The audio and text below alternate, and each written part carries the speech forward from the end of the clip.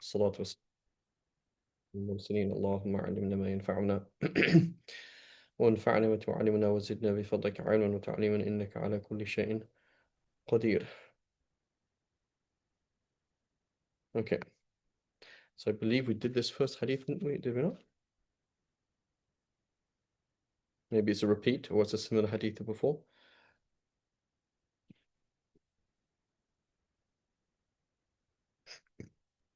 I'm not sure. Anyway, I think it's a repeat of the second hadith we had done in the Bab.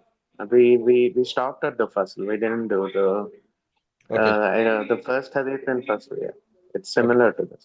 okay. خير إن شاء الله. وعن أبي ذر قال قال رسول الله صلى الله عليه وسلم ما من عبد مسلم ينفق من كل مال له زوجين في سبيل الله إلا استقبلته حجبة الجنة. Right, the hajib is the chamberlain, person who's at the gates of paradise. كلهم يدعوه إلى ما عنده. قلت وكيف ذاك؟ قال إن كانت إبلا فبعيرين وإن كانت بقرة فبقرين. So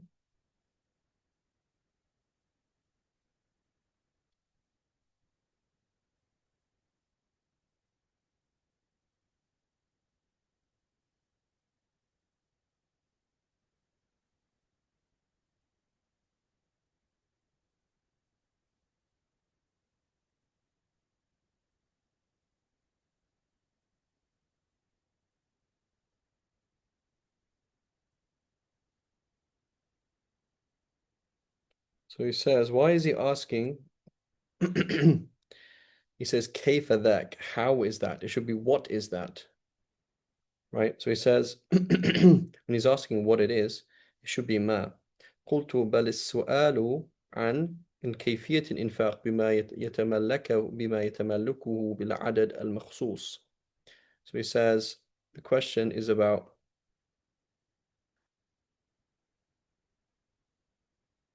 how can he spend that مما يتملكه بالعدد المخصوص.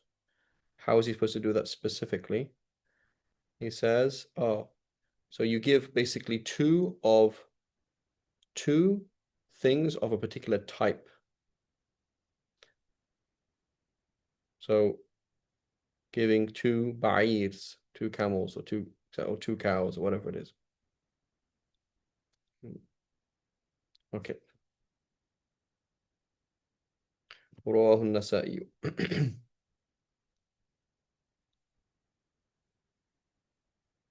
وعن مرثد بن عبد الله قال حدثني بعض أصحاب رسول الله صلى الله عليه وسلم. Right, so it says بعض. It doesn't matter if we mention the name or doesn't mention the name. Right. أنه سمع رسول الله صلى الله عليه وسلم يقول إن الظل إن ظل المؤمن يوم القيامة صدقته. Right, the shadow, and I believe he doesn't mean the shadow.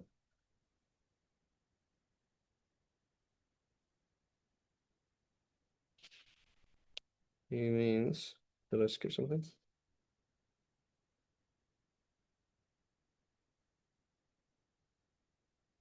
من التشبيه المقلوب المحذوف لأن أصله الصدقة كالظل.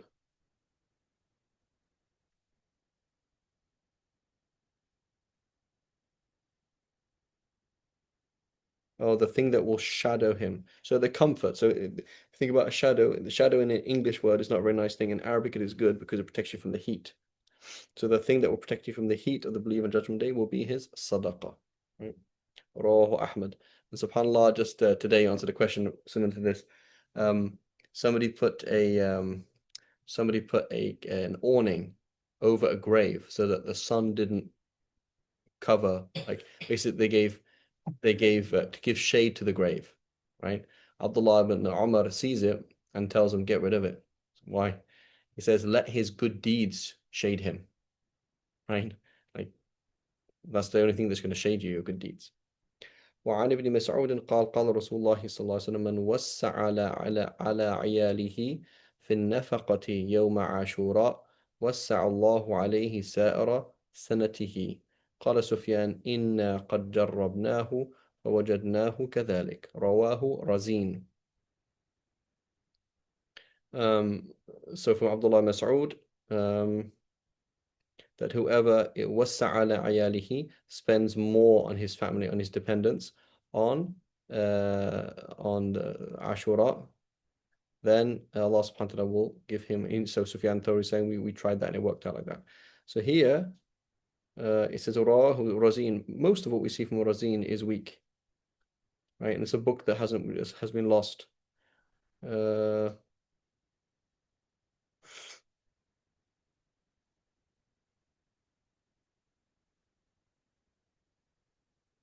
قال الشيخ so this is التعليق وهو حديث ضعيف من جميع طرقه وحكم عليه شيخ الإسلام ابن تيمية بالوضع. So the question is who else labeled it as fabricated? That's a bit right. So who else is going to quote this hadith as Man wassa ala ayalihi? Let's quickly have a look here. Do you have anything in the Mirqat there, Aban?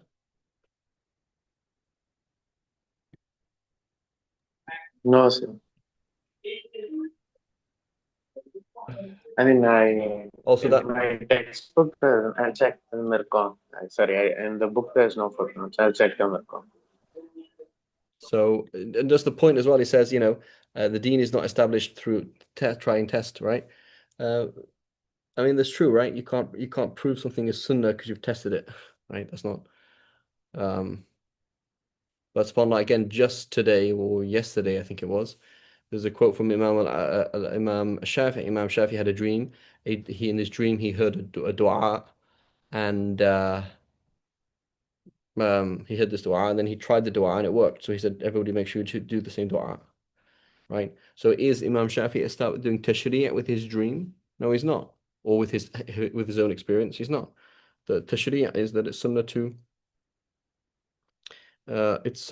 make dua, right? So it's narrated at least that Imam Sufyan al-Thawri is saying, well, I've tried it and it worked. So, right, I'm not trying to change the deen. Wallahu a'lam. It's not Sufyan al-Thawri, Sufyan ibn Uyayna, afwan.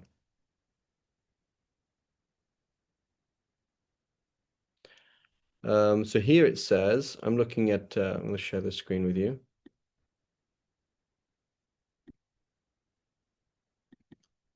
So here الهيثمي في مجمع الزوائد رواه الطبراني في الأوسط وفيه محمد بن إسماعيل الجعفري قال أبو حاتم منكر الحديث. Okay, so it seems like a weak hadith. قال المناوي رحمه الله في فيض القدير قال جابر الصحابي جربناه فوجدناه صحيحا. وقال ابن عيينة جربناه 50 أو 60 سنة. Every single year it works.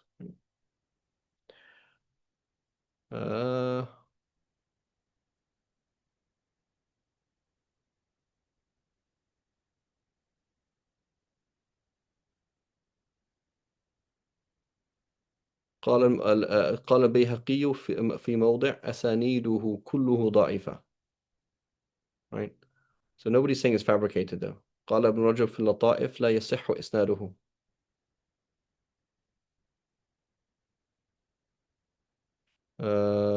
قال الزين العراقي في أماليه وفي إسناده اللين.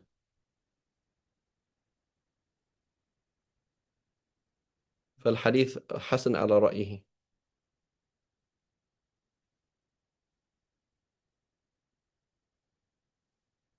وتعقب ابن حجر حكم ابن الجوزي بوضعه. Notice here, right? So here when it says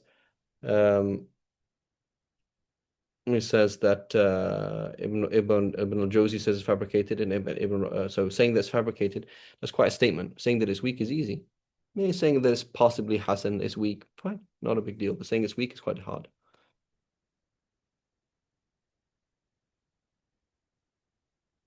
And then notice how we see. So it says فقد اتفقت المذاهب الأربعة على استحباب التوسعة على الأهل في يوم عاشوراء. Notice. Now, that's these are two different discussions.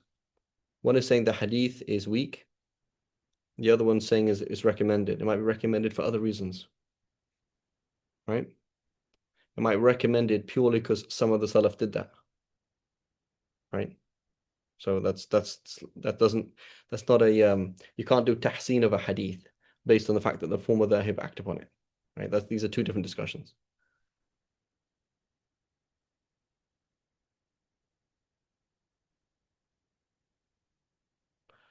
So he quotes not quoting the Hanafi school, but he quotes them.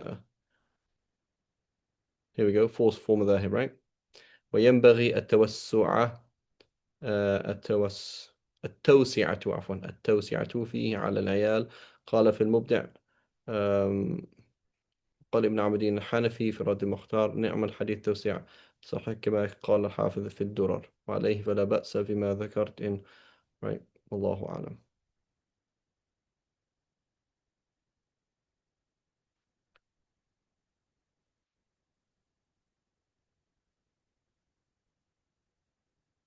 والله أعلم. Yeah, so I thought it was Sufyan al-Thawri as well because it's also from Abdullah Mas'ud. But here it says Sufyan ibn Uyayna, right? Allahu A'lam. Another narration mentions قال الصحابي and it says Jabir, right? And the hadith is here is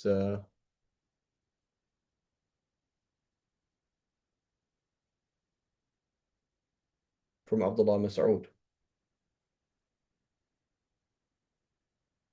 Right, ورواه البيهقي في شعب الإيمان وعنه وعن أبي هريرة وأبي سعيد وجابر وضعفه. Right. Here's a key mistake, right? Is well, there's all these weak hadiths, right? If you have a bunch of weak chains, doesn't that become Hasan li ghayrihi?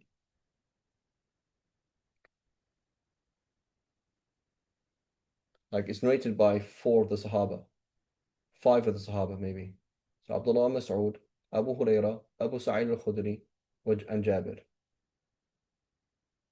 Four of the Sahaba, right?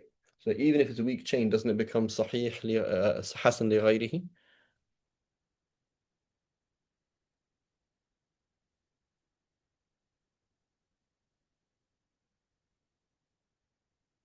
What do you think, Aban? No, see, it doesn't. Right? There should be other qualifications. Wouldn't Right? It's got to be automatically. somebody who is yu'tabar bihi, right?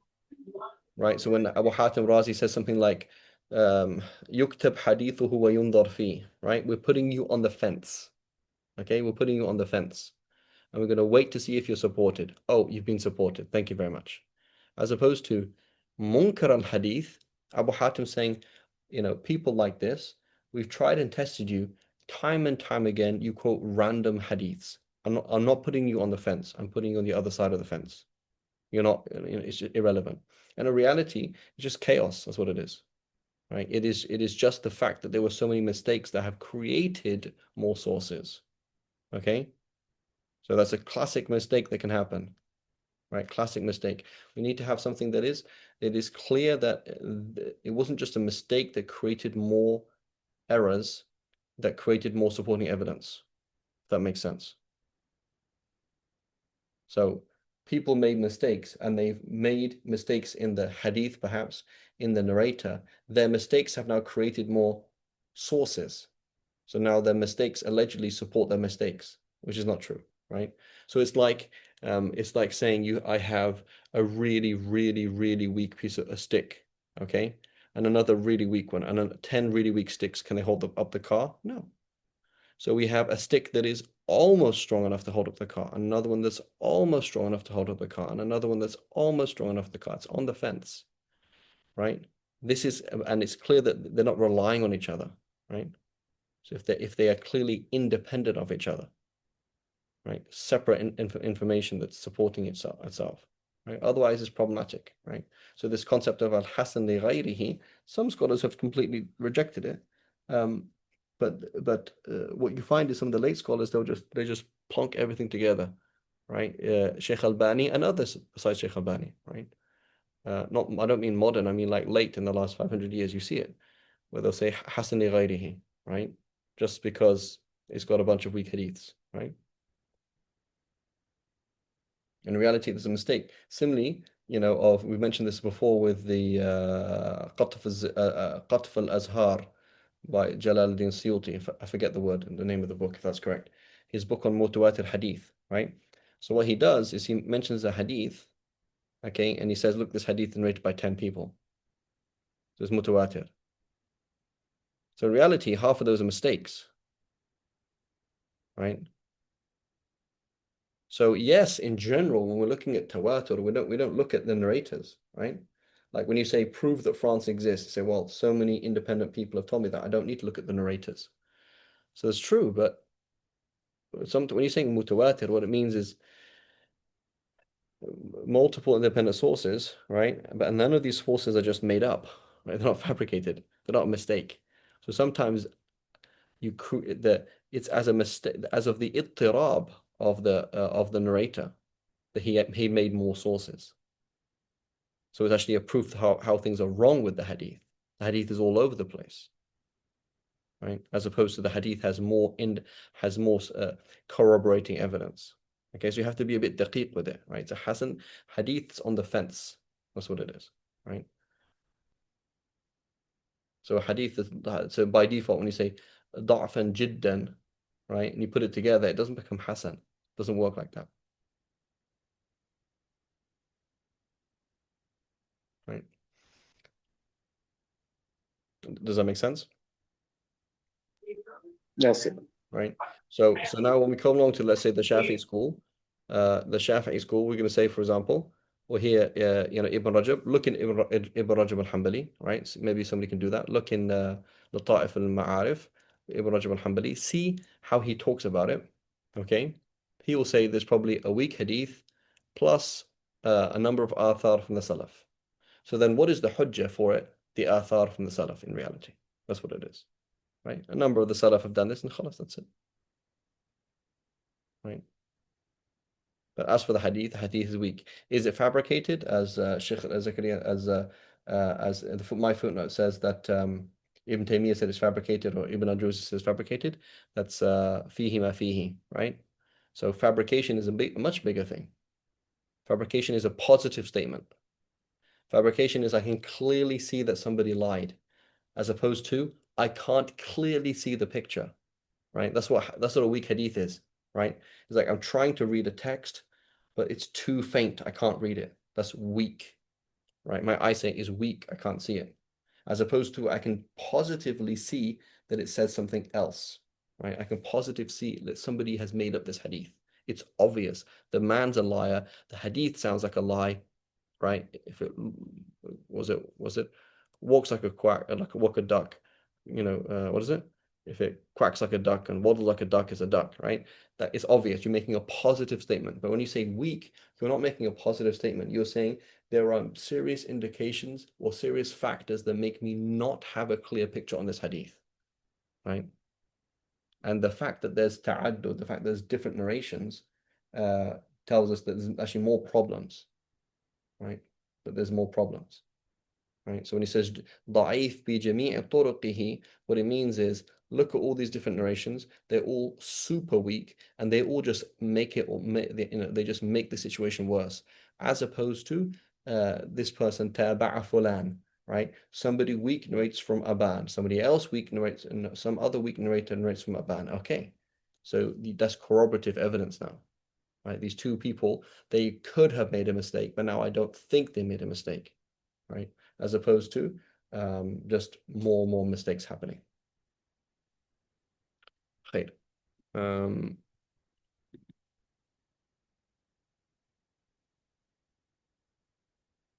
Okay, we did that one.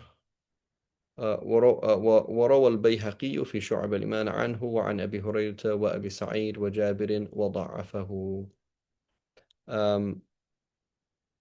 Okay. وعن أبي أمامة قال أبو ذر يا نبي الله أرأيت الصدقة ماذا هي؟ قال أضعاف مضاعفة وعند الله المزيد. Right. So piled upon piled up, doubling, tripling things, right? And Allah subhanahu wa ta'ala has not ziyada, right? So you could say, وَعِنْدَ اللَّهِ زِيَادَةٌ. Allah has something extra. And it doesn't say وَعِنْدَ اللَّهِ مَزِيد. وَعِنْدَ اللَّهِ هِل مَزِيد, right? So what is the difference between, what's the difference between ziyada and mazid? Mazid is masdar mimi, which means the very be-all and end-all of increase, al-mazid. Okay, al-maghfirah as opposed to ghufran, right? Al-mataba, right? The ultimate be-all and end-all of repentance as opposed to tawbah. Masir, the ultimate be-all and end-all homecoming final thing. It's called masdar mimi. So al-mazid, and then makes it definite, the mazid, right? So this possible, right, that it could be for right, the ultimate mazid, or it's possible for ahd, i.e. al-ahd dhikri, right? What Allah subhanahu wa ta'ala says, waladayna mazid, right? And we have even more, right? And it could be al-mazid al-madhkur fi tilka al-ayah, right? Allahu a'lam. So باب أفضل الصدقة الفصل الأول. He says, وعن أبي هريرة وحكيم بن حزام قال رسول الله صلى الله عليه وسلم خير الصدقة ما كان عن ظهر غنى وابدأ بمن تعول رواه البخاري ورواه مسلم عن حكيم وحده. Right, so he says the best sadaqah is that which is given when you don't have debts. Right, you don't have debts, so you pay off your debts, pay the obligations, pay your rent, pay this. Start with those who you are actually obliged to support. وَابْدَأْ بِمَنْ تَعُولُ. Okay, so that's where you start. So the nafs likes to give charity. It feels good, right? It feels good to give charity. You feel excited. There's some kind of fundraising at the masjid. There's this, there's that. But you say, what am I going to be asked about? Is there somebody in my life that has a haqq on me that needs to be fulfilled, right? So when you have that feeling, oh, I really want to give charity, go and pay $1 off of your debt, or whatever it is. رواه البخاري ورواه مسلم عن حكيم وحده.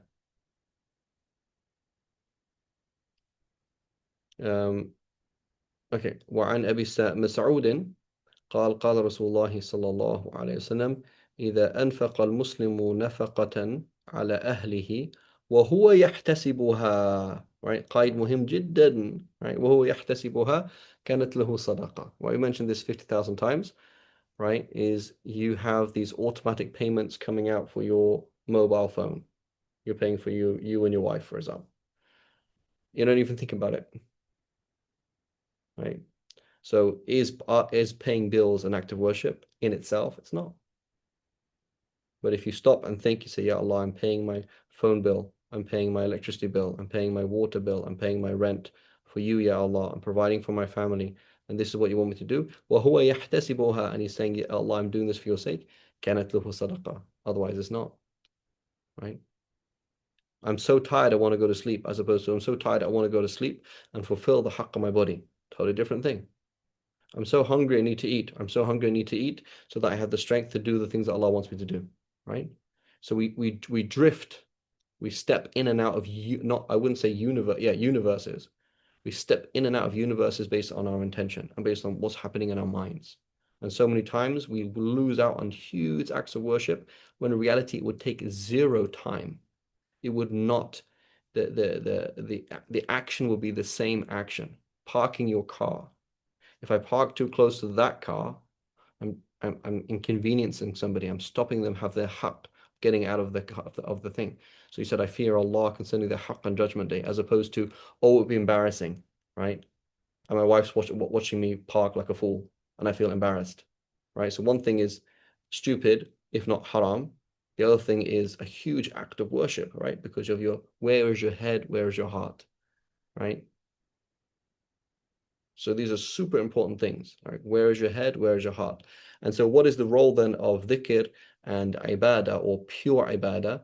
Is that the pure ibadah, meaning like praying and doing Quran and dua, etc., and dhikr of Allah subhanahu wa ta'ala, the point of that is to set the internal thing right, so that when you're parking your car, you remember Allah. When you're paying your bill, you remember Allah. When you are taking a kid to the toilet and about to miss your flight, you're doing it for the sake of Allah, as opposed to, oh my God, I'm going to lose the money. Where am I going to get the money from? Oh my God, I told her to go to the bathroom before we left and she didn't, da da da da da da, right? So grudge, annoyance, frustration, da da da da. So you're jumping from world to world based on where your head is, right? And this is really, really important, like super important, right? This quote, subhanAllah, I remember the quote now. I've got it so many times. I quote this all the time. Uh, was it life happens?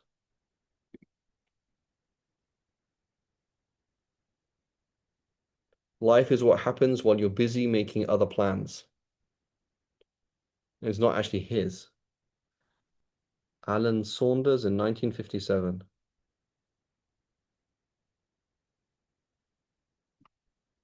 right? So most of our life is like that, right? It's like things in between things, right? But we need to be in the right place in our mind and in our heart in those things between things, because that's most of our life, right? So if you look at your day, what do you do in your day?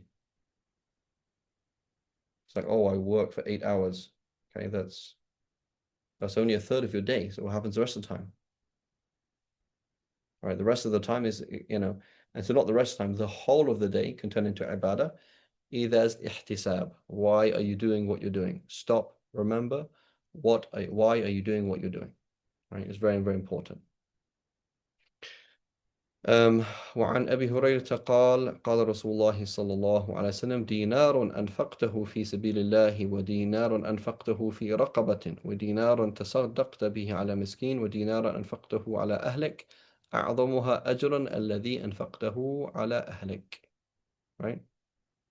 So the dinar, right? So we mentioned before, I think in this class, maybe another class,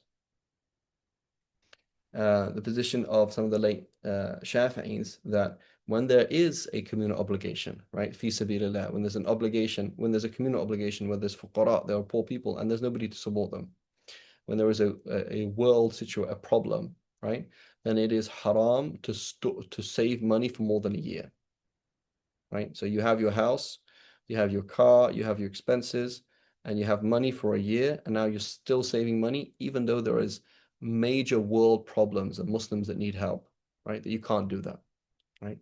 But otherwise, normally speaking, when you're dealing with your own circle of things, what is the greatest possible thing is what you spend on your own family, right?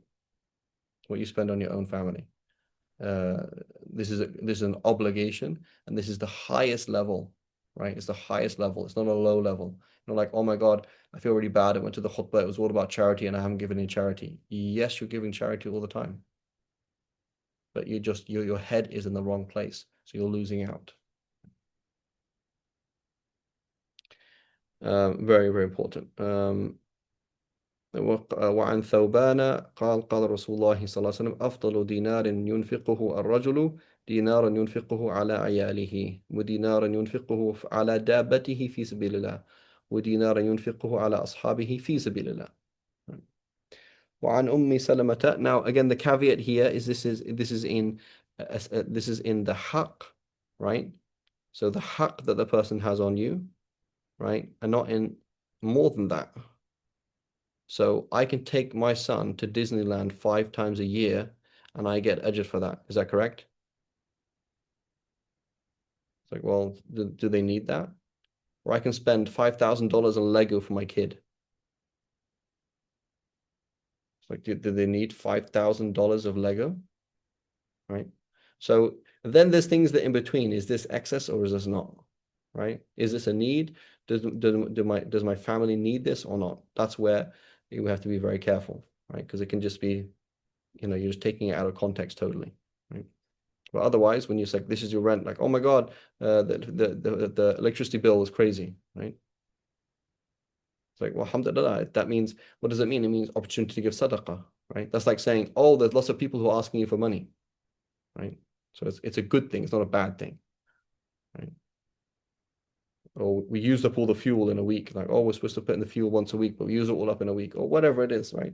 This is all sadaqah, right? It's a good thing. It's not a bad thing at all. And in reality, it's a way that Allah subhanahu wa ta'ala has made you more generous without you being able to do it. You wouldn't have given that in charity, right? You would have given some money here and there, but you wouldn't have, but now that you're forced because there's no choice, right? Now you are giving charity that you wouldn't have otherwise done. So it's a huge blessing. Um, okay. Hope your wives, no wives are listening in the background. Spend your husband's money. It's all sadaqah. وعن أم سلمة قالت قلت يا رسول الله ألي أجر أن أنفق على بني أبي سلمة. Right. So this is Salama. So she's saying,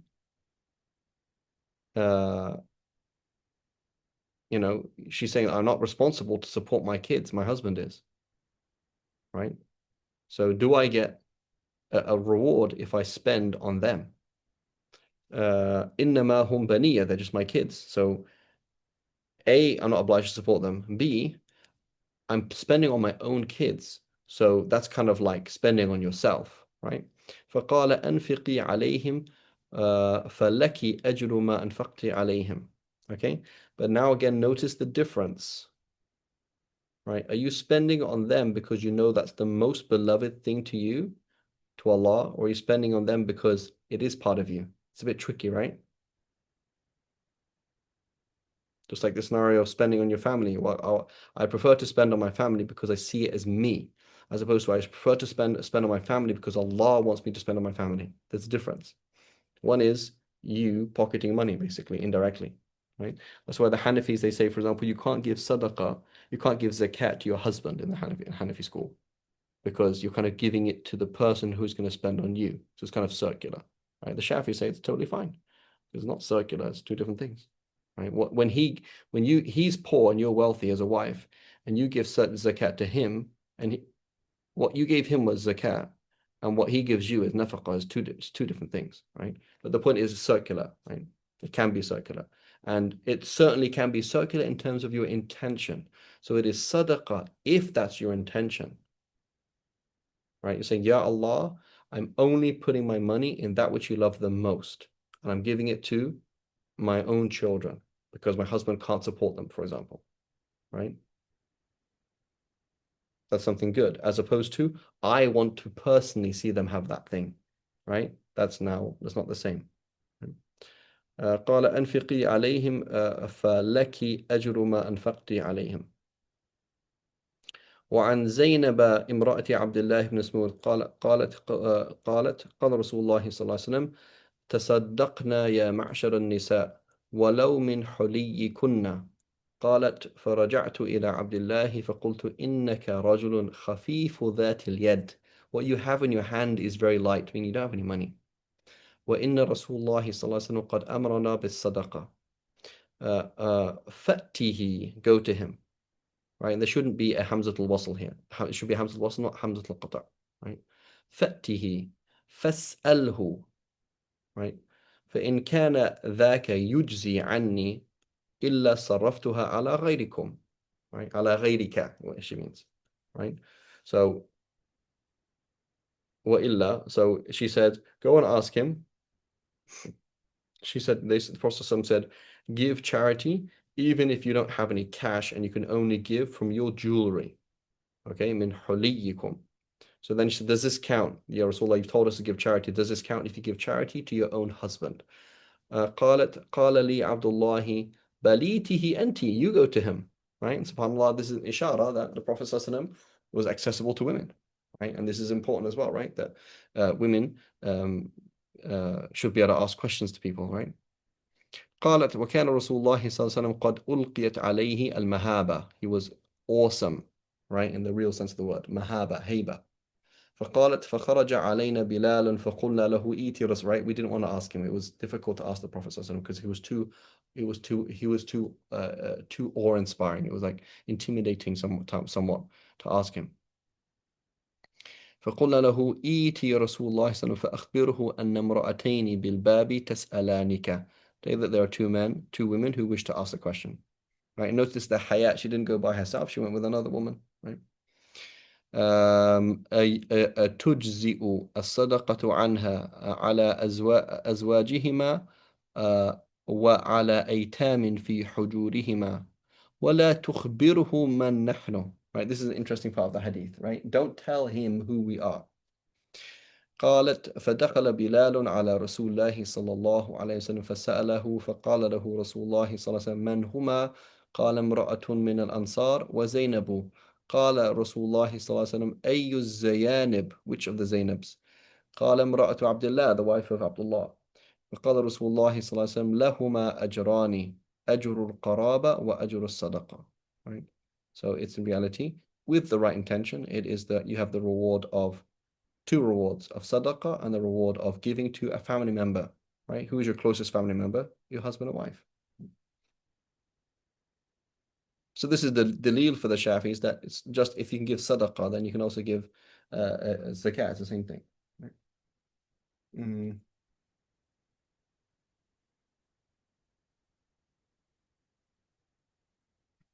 So,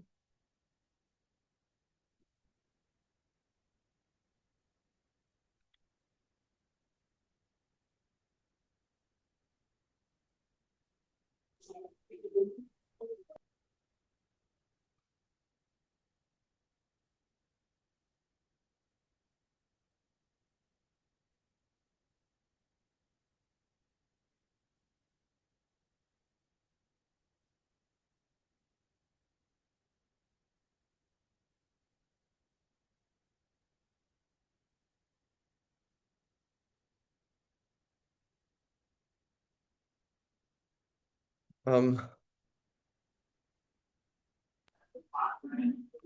does See, it Zainab is mamnu min as-sarf because of mafa'il, or is it an alam over here? عالمية والأنوثة, name and feminine. So it's unlike Ja'far. Ja'far is Mansuf. But Zainab is uh, it's a name. All feminine female names myself. Okay, so it doesn't mention the secret there, but Allahu Alam, it's possible he's asking or informing because the default somebody says, don't tell him who's asking. The default, you can't do that, right? Allahu Alam. So inshallah, you can find out later on. So this is pretty important hadith as well, and it tells us women, right? Women, but through their biology, they hoard and they are stingy, right? And I'm not trying to. That's not a bad thing, right? It's like if you are biologically a nest liver, like you live in a nest, right, and you're biologically made to procreate, it is not biologically useful to be generous and not hoard, right? Um, you know, even if you think about like attraction, right? Like, what percent of women are attracted to wealthy men? What percent of men are attracted to wealthy women? Like, it's not the same, is it? So why would that be the case? Because it makes biological sense to be married to somebody or to be with somebody who is wealthy. It's not just, oh, he's going to buy me shoes, but it's like, oh, if you are married to somebody who's wealthy, there is more chance that your young will survive. So it is of evolutionary benefit, right? So this is a kind of a natural thing. And then right, and so that's fine, right? That's fine, and it's useful, right? It has a use, but it just has to be put in its right place, right? It just has to be put in its right place. And so here's a woman, for example, she can be practical. She says, listen, my husband, came home and he says, things are rocky at work. I don't know if I'm going to keep my job or not. And so for which reason she saves some money. That's fine, right? She's not, right? As opposed to things are fine and she's just saving money, or even worse, saving clothes, right? So it's a problem, right? It's like a real like test for a woman to go through her clothes and give your clothes away because you actually don't need half 80% of your clothes, right? So many women is like, man, you're like addicted to just buying stuff, right? and it's not good. That's not good at all. It's very, very un-Islamic. And so, and so just give. Or if you want to buy stuff, give stuff away. Right? You want to buy things every now and then. You're buying things, then give things away. But just having things, having money, right? If a wife's, for example, she works, um, she should, uh, you know, um, she's not responsible to pay for anything. If her husband's doing fine, she's not responsible to pay for anything. So she should make money and give it away. That's what who was it? Which Sahabi did, right? She used to make money and then sell and give it away. Make stuff and make money from it and give it sadaqah. So what's wrong with that? A woman, for example, mashallah, she has a good job. Every year, every month comes in $5,000 and she gives $5,000. The check comes in, the check goes out. Fantastic, right? That's a very good position to be in, right? And she tells her husband, I want to work. Why do you want to work? Because I want to give, I can actually do a lot of good with the money that I make, you know? I want to work a full-time job because I want to. He's like, well, it makes sense to me, you know? Um, so it's very important to do that, right? So here, تصدقنا يا معشر النساء ولو من حليكن, right? Even if it's from your own jewelry. Um,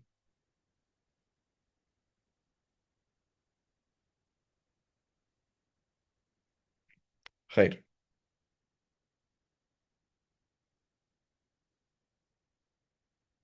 وعن ميمونة بنت الحارث أنها أعتقت وليدة في زمان رسول الله صلى الله عليه وسلم فذكرت ذلك لرسول الله صلى الله عليه وسلم فقال لو أعطيتها أخوالك كان أعظم لأجرك.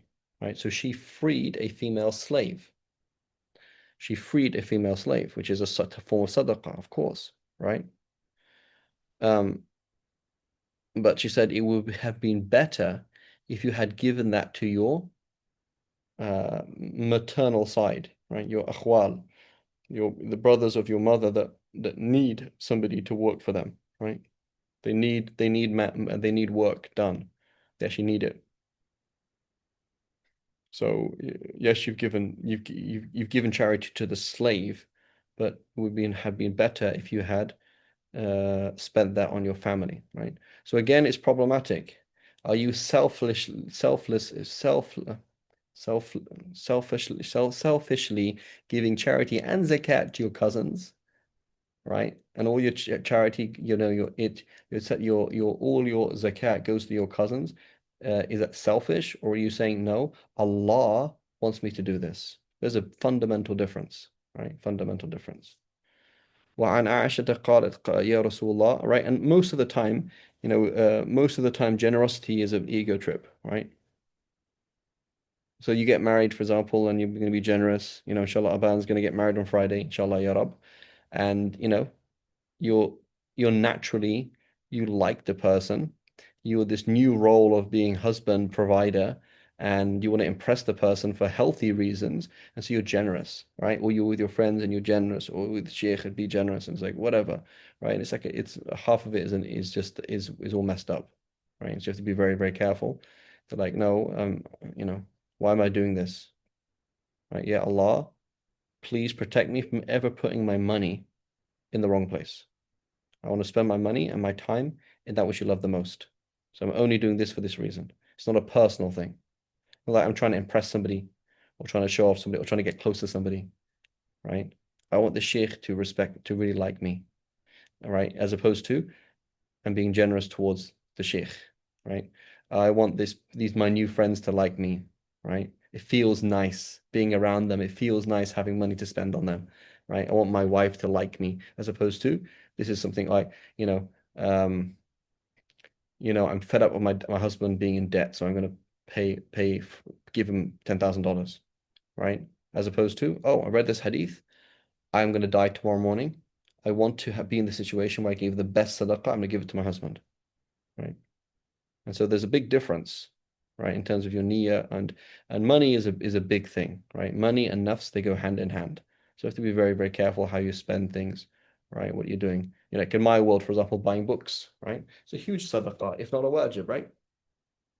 But are you buying the book because it's cool? Are you buying the book because you fear Allah and you are fulfilling your obligation to Allah subhanahu wa ta'ala by buying books and preserving the preserving sacred knowledge and spreading sacred knowledge, right? So if you come and ask me, does my nafs like buying books? Yes. Does my nafs like reading books? Yes. Does my nafs like having books? Yes. Okay, then we have a big problem because every single time you're going to go and do something which is really important, buying books is honestly super, super important. At the same time, you're always going to be your nafs is always going to trying to ruin it, right? What does Imam Busiri say? So what? He says, وَرَاعِهَا وَهِيَ فِي الْأَعْمَالِ سَائِمَةٌ وَإِنْ هِيَ اسْتَحْلَتِ الْمَرْعَ فَلَا تُسِمِ. He says, watch it very carefully when it's roaming. The nafs is roaming in the field of good deeds. If it likes something, don't let it graze there because you know it's something off. وَإِنْ هِيَ اسْتَحْلَتِ الْمَرْعَ فَلَا تُسِمِ. And then something Yasmi or Yusimi. I can't remember the verse now. But it says basically like when the nafs gets involved, it either kills or damages, one of the two. Like it doesn't leave you in an okay way. You either get wounded or it actually kills you. So it's very, very dangerous. You have to be very, very careful. Because otherwise you come on judgment day and inshallah it's not riyah, but you didn't do it for the sake of Allah. That money wasn't for the sake of Allah. Right? You didn't spend that money for the sake of Allah. Right? And that's why there can be a lot of ikhlas in things like bills because it's not gratifying. It doesn't make you feel good. And people maybe don't even appreciate it. Or they don't even know about it. You know?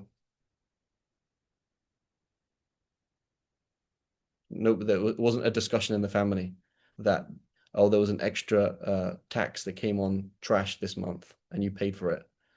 Right? الله أعلم. وعن أبي ذر قال رسول الله صلى الله عليه وسلم إذا طبخت مرقة soup فأكثر ماءها, make it thin, وتعاهد جيرانك, and invite your neighbors, right? So, I remember one of my neighbors in Jordan all the time. He's always cooking, like he cooks food basically 3 times the amount of food that his family needs all the time, basically. So like every other day he's going to send some food to your house, right? And he would sell food. I know that. Like that was his job. So it's not like he doesn't need the money. That's, it's almost like an Uber driver picking people up for free. It's like actually money is like driving is money. That's my income, right? But that's how he was. That's how he was, right? You'd have this knock on the door and he has like a whole tray of like a full course, meal for you. Like, whoa, that's not just like a snack. That's like for like we're not going to cook today, right?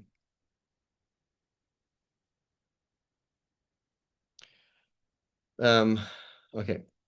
الفصل الثاني وعن أبي هريرة قال يا رسول الله أي الصدقة أفضل قال جهد المقل وابدأ بمن تعول, right? جهد with a dhamma. Here we have in طيبي. This is طيبي, right? Yeah. So طيبي says جهد المقل أي مجهود المقل, the efforts of somebody who doesn't have much. مقل من أتى بقليل, right? المقل somebody who doesn't have much, right? So you don't have much, and you've been pushed to the max. So you had $10, you had $11, you needed 10, and all you had was 1, right? So if you need 10 for your family and you give it away, that's not good, right? Because you need that when you give it when you need it soon, right? So as opposed to, for example, oh, I'm going to need this money in 6 months, and I probably could make that money in 6 months. You can give that away. That's fine, right? But for example, at the end of this month, I need to pay the rent and I need to pay this, and you give all your money away, and you don't normally work. So you're now relying on a miracle to happen, right? That's not a good thing to do. That's not good. So relying on something possible, I do trade, and sometimes I make $1,000, sometimes I make $12,000. Oh, great. So inshallah, I'll make it this month, right? Okay, if that's possible, but you can't just be romantic when you have other people's rights involved. Right? You can't do that.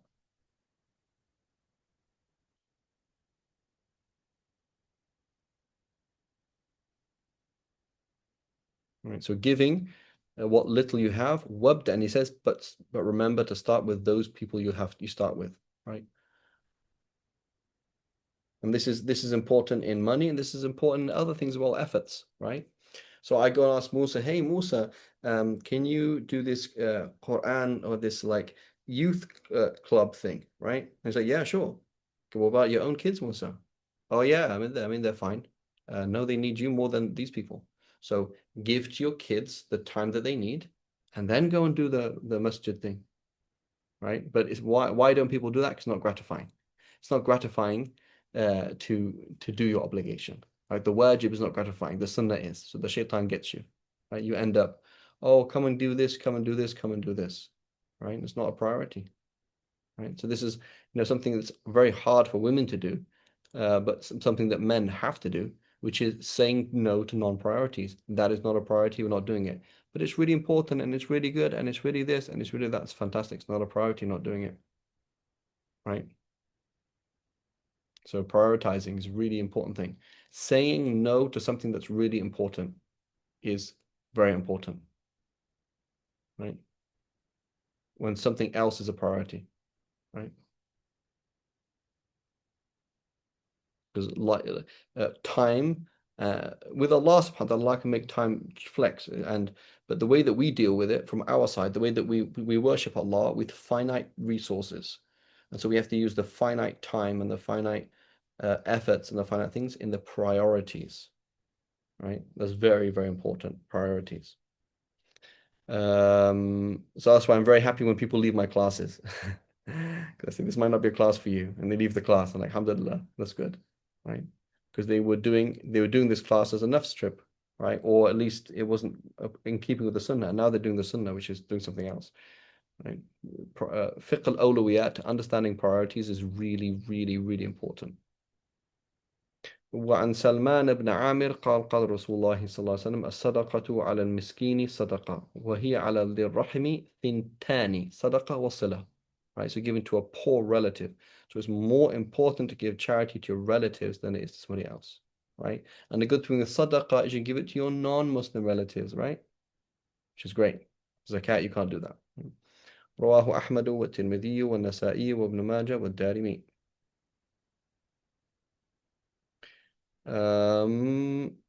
وعن أبي هريرة قال جاء رجل إلى النبي صلى الله عليه وسلم فقال عندي دينار قال أنفقه على نفسك قال عندي آخر قال أنفقه على ولدك قال عندي آخر قال أنفقه على أهلك قال عندي آخر قال أنفقه على خادمك قال عندي آخر قال أنت أعلم. You work it out, right? But notice the order, okay? So again, this is a very important hadith because it tells you that you are more important than anybody else. Your survival, physical and emotional and mental, is more important than anything else. So a man, for example, he got married and he's going through a breakdown and he has to go and live somewhere else for 2 years and leave his wife being supported by somebody else and leave his kids and find himself. You're like, dude, you're not a man. I am a man 100%.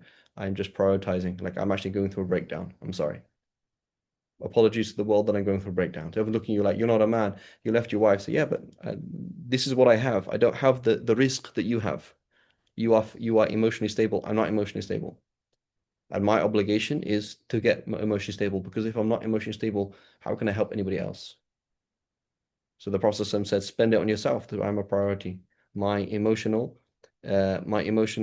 psychological, physical health is a priority, right? Same thing, a woman. She's like, I'm dipping, forget this. She goes and lives with her parents for 6 months. Oh my God, look at them. They're going through divorce. Who's looking after the baby? Oh my God, it's really bad. Nope, it's a priority, right?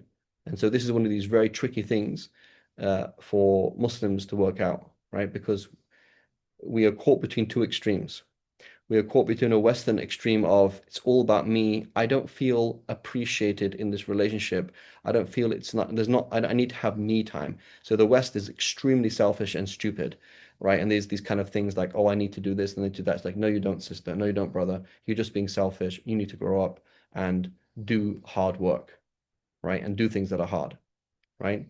And then you have the Eastern paradigm, which is you're supposed to die, right? Particularly women, you're just supposed to die and deal with it, right? Like my friend, his mother-in-law got married, had 15 kids, and then died at 35, right?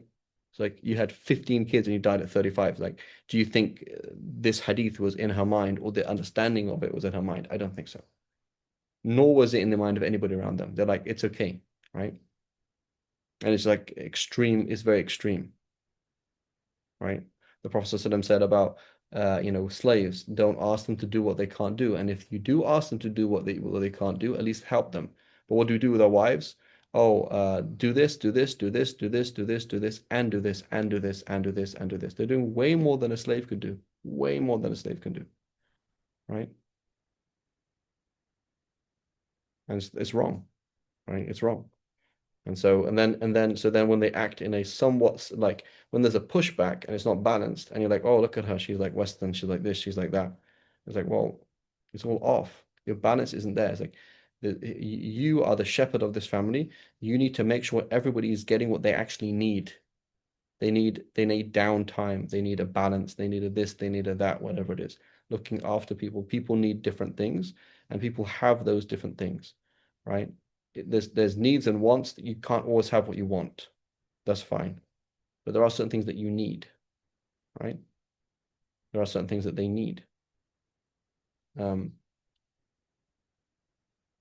um, so that's pretty important, right? And then we discount certain needs. We're like, that's not a need. That's not a need. That's not a need. It is actually a need, right? And they're getting their needs is actually important. And because and then if they can't get it, they can't give. So then they become a dead individual in the family, right? It's like it doesn't work, right? Am I making sense? Does everyone understand what I'm talking about? Yes, Stephen. Yeah. So, خير.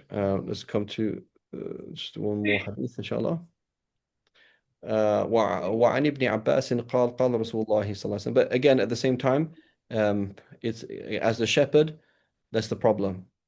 Is this stupidity or is this need?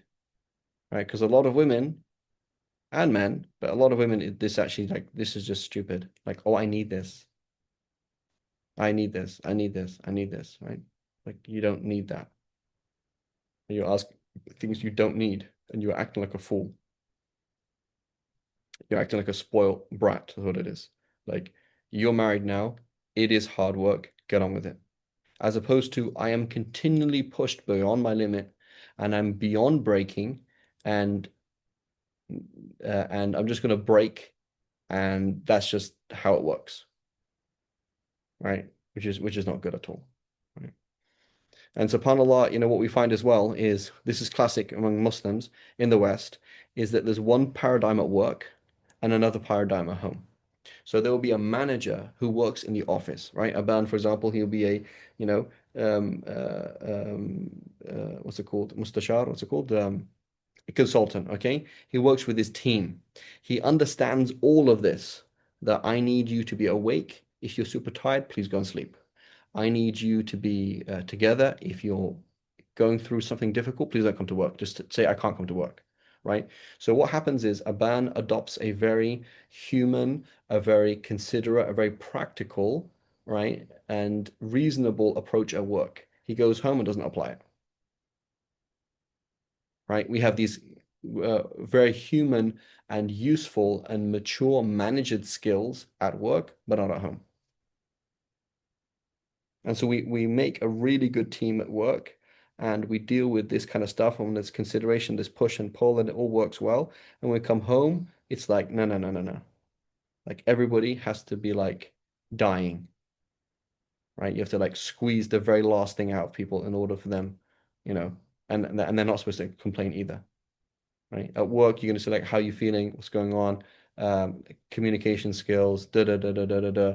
Is there anything you're complaining about, etc. Right? When we come home, we don't do that, right? And then we just destroy the individuals in our family.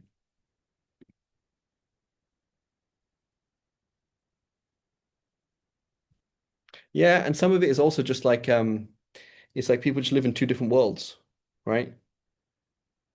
They just live in these two different worlds, which is weird. Or they can't they didn't really crack it, right? And so it's important to this is how you work with people, right? So subhanAllah, a Muslim is a human who believes in Allah and His Messenger, right? So you have to be human. Many Muslims are not human. They just have that basic. So or they're like trying to rebel against something, you know. So they see how things are, and so they try and like crush people. So the point is, this the individual is important, and they do have to prioritize their own, physical, psychological, whatever it is that they do need. And if that means they have to step out of a relationship and let everything else just do their thing, that's fine. Why? Because it's a priority. It's not nice for parents to disappear. It's not nice for weird things to happen, a marriage to look like it's almost like a divorce or something like that. But that's more important than everybody breaking, right? That's more important. And that's a basic, obvious thing, but we don't do it. And we expect people to just go and go and go and go and go. And when they pop, you're like, oh, look at him, look at her, right?